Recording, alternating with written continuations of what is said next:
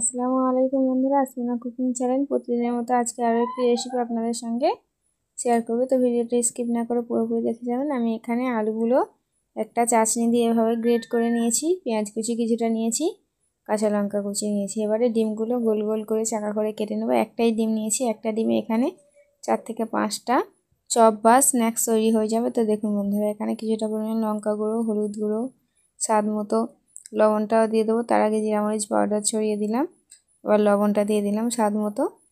এবারে আমি এটা ভালো করে মাখিয়ে নেব। মাখিয়ে নেওয়ার পরে আমি কিছুটা পরিমাণ বেসন অ্যাড করে দেবো। তো দেখুন বন্ধুরা, এবারে বেসনটা অ্যাড করে দিলাম বন্ডিংটা ভালো হওয়ার জন্য।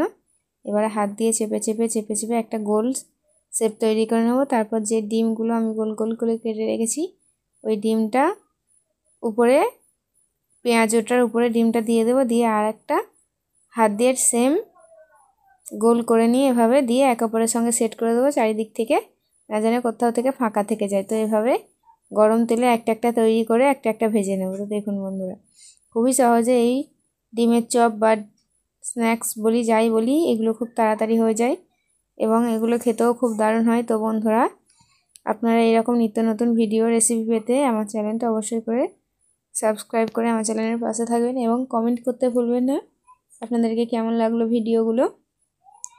এবং অবশ্যই করে বাড়িতে একবার হলেও এই রেসিপিগুলো তৈরি করে দেখবেন। খুবই সহজ, খুবই অল্প টাকা খরচ এবং বাড়িতে থাকা সামগ্রী দিয়ে আপনারা তৈরি করতে পারেন এই নিত্য নতুন খাবারগুলো।